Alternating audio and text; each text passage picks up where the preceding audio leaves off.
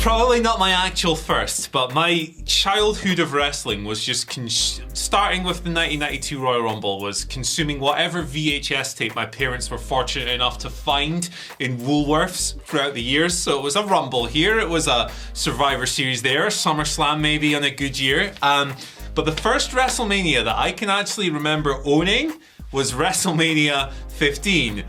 And the biggest memory, for better or worse, definitely worse, sticking out from that show, watching it as a youth, is Butterbean knocking out Bart Gunn, which of course the Brawl for All is one of historically the biggest flops ever, not just from that era of WWE, but from any era of that WWE. And when you're of that age, and to be fair, what are we talking, 1998?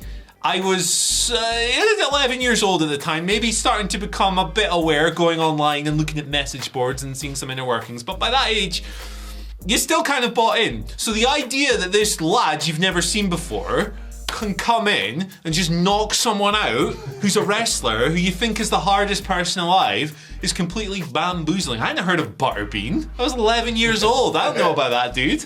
And it was a horrible, traumatic experience that I have since come to appreciate as a comedic masterpiece. Hope Bart Gunn's doing okay though. To get to my first ever WrestleMania moment, we are going to have to go around the houses a little bit because I'm not entirely sure. My memory is terrible, especially of the wrestling that I was watching when I was a kid, when I was into the Attitude Era. The access that we had to it was very limited. Shout out to Sky One for Saturday morning SmackDown, but beyond that it was not a lot. There was some tape trading going on, definitely, but I don't remember how much of it I saw, or even if any of it was WrestleMania, really. So in terms of certainty, my first WrestleMania moment was actually WrestleMania 28, after I had been a fan and dropped off and got back into it again. I was up late one night on Twitter and I saw trending John Cena versus The Rock, and I was like, well, I have nostalgia for The Rock and I have a kind of nostalgia for John Cena, sure. I'm going to check this out. What an interesting matchup. So the next morning I watched WrestleMania 28. So my first WrestleMania moment is the opening match of that card, which is of course Daniel Bryan losing in 18 seconds to Sheamus, which is not the greatest thing. Two people I didn't know are on the biggest stage ever having a match that's 18 seconds long. Not a perfect way to start out as a fan, but if I wanted to, paint it in a positive light, I guess I could say my first ever real WrestleMania moment was the start of the Yes movement, so I prefer to think of it that way.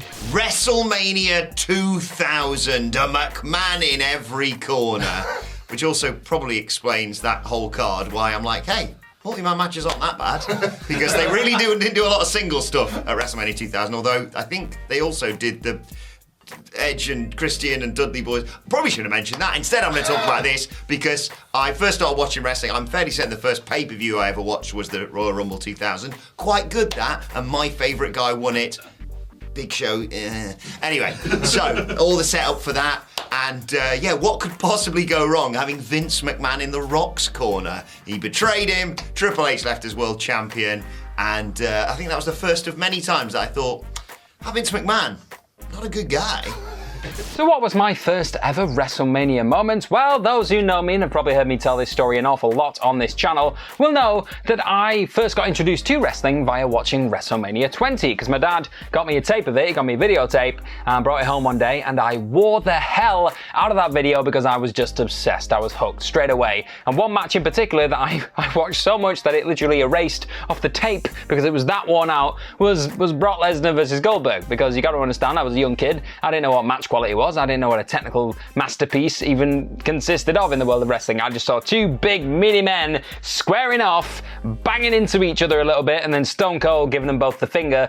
Sounds weird if you're in Britain, that statement, but it stands. That was crazy. The crowd was electric in my mind. I didn't realize they were just rejecting them wholeheartedly, and it just hooked me. I just thought, if this is WrestleMania, I am in, and I proceeded to start watching everything from SmackDown to Raw and everything else, and I realized that, oh, that was a special night. That doesn't happen every single week. That was my WrestleMania moment. Yeah, it wasn't like a classic match. It wasn't like a captivating moment that's gone down in history as one of the greatest of all time. It's infamous. It's an infamous moment, and it infamously caused me to love wrestling too. My first WrestleMania moment, technically, is Koko B. Ware versus Rick Martel, because WrestleMania 6 was the first VHS I had. But I recall, right, that the first WrestleMania moment, and no one ever glorifies this as a WrestleMania moment, a big thing that happened that is legendary in the canon of the show. But the first WrestleMania moment, subjective and personal to me, right, is the moment that really hooked me on pro wrestling and made me basically spend the next 30 years of my life is picking wrestling as my escapist hobby of choice.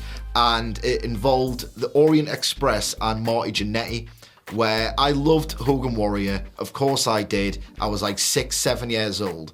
So of course I'm going to love that. But the thing that hooked me, the thing that made me realize this isn't a fad, like I genuinely love the athleticism as much as the pageantry and as much as the larger than life superstars, was when Marty Jannetty took a backflip from the Orient Express and just landed on his feet.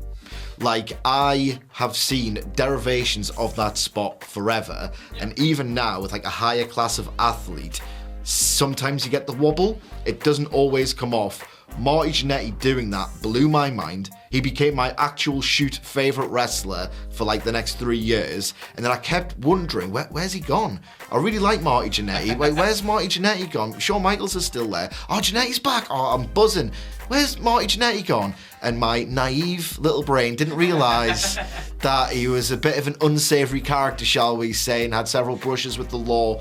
And I found out years and years later that the guy was hanging out of his arse and hungover when he did that. But that was the origin story of me being an incredibly snobby, pedantic work rate nerd. It was Marty Jannetty hungover in this really great short match, like a wonderful heel smash and grab as well. That was it. That was it. WrestleMania 6 hooked me for absolute life. And Marty Jannetty, sorry, I can't love you anymore, like, at all. I've listened to too many of your shoot interviews, but I loved you once, deeply, once upon a time. So, this wasn't really my first WWE WrestleMania moment. Obviously, I was watching WrestleMania a long time before this. However, I decided to approach it differently because I'm a difficult human being and use it in terms of the WrestleManias I'd actually been to. So the first one I ever went to was WrestleMania 24, which actually works very well for this because that was Ric Flair versus Shawn Michaels, Ric Flair's fake retirement match, because obviously he kept on having matches until last year, which is now kind of funny when I say it out loud. But in that moment, no shame at all, when they had the big countdown, like WrestleMania's going to start in turn 9, 8, 7, I had a little tear in my eye. I was like, this is beautiful. And then that match, I mean, I think the match is better than some people give it credit for, but that moment at the end, when Shawn is like, you know, I'm sorry, I love you, and he hits the super kick and Ric Flair goes down, and all the pageantry beforehand, the big robe, the video, the music, what was it? Leave the memories alone. All of it just came together, and it stuck with me deep in my tum-tum. So when the WhatCulture guys were talking about doing this list, I was like, actually, I'm gonna put that one on there because I kind of feel like experiencing it live and experiencing it firsthand does give you a little bit of a different feeling, which again, if you have been lucky enough to go to a WrestleMania, you know it is a completely different vibe and a completely different emotion in the way that it hits you. So I'm absolutely going to put that in there. Didn't something silly happen on that WrestleMania too? I mean, most probably, but I can't remember that now, so let's not worry about it. So I'm going to put that, but in terms of, you know, the first WrestleMania moment I properly remember, in, you know, really getting inside of me like some kind of alien.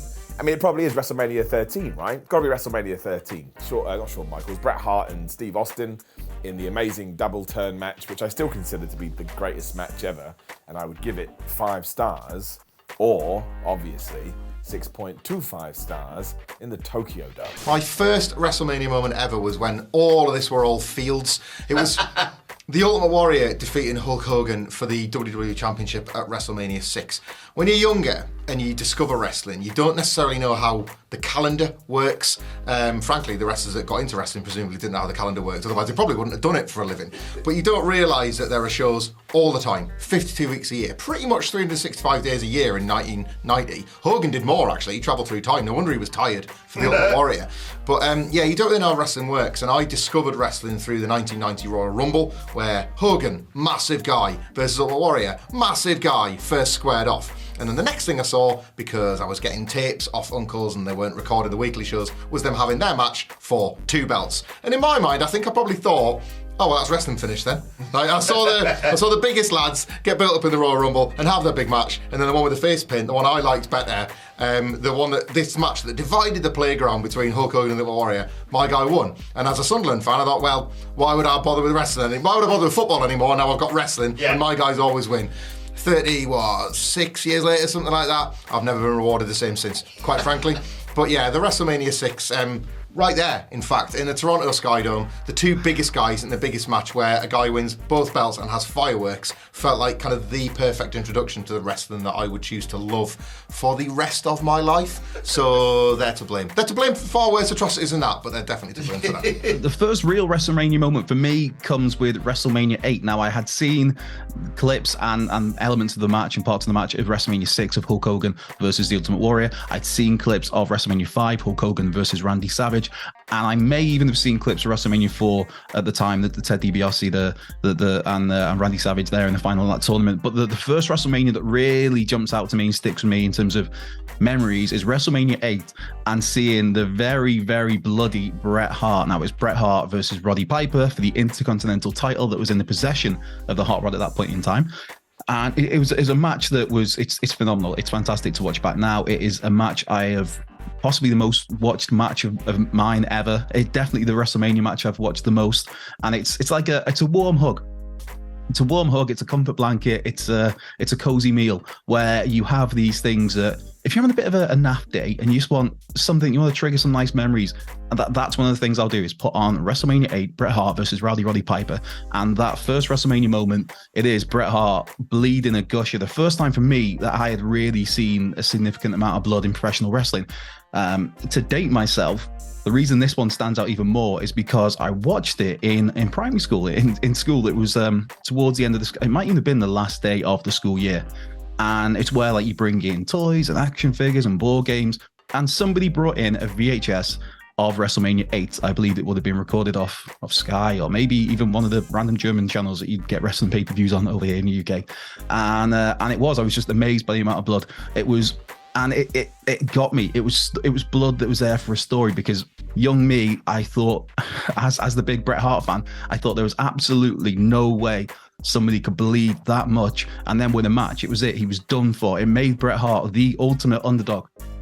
And some would say he was underdog already because it was Roddy Piper, who's this main event talent, headlined the first WrestleMania, a legend of the business. And as a Bret Hart guy, it had me rooting for Bret Hart even more. But this whole match is just gold.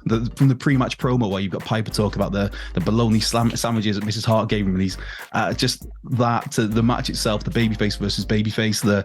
Is Roddy Piper going to give in to his darker instincts? This is the man who's been a career villain for so long, and also Roddy Piper never gets beat, especially more specifically, actually, Roddy Piper never got pinned.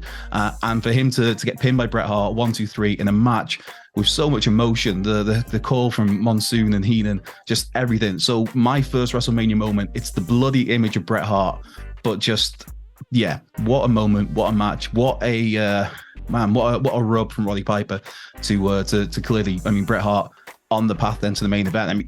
6 months later, he'd be the world champion for the first time, beating Ric Flair in October 1992. So Bret Hart, covered in blood. That's my big first WrestleMania moment.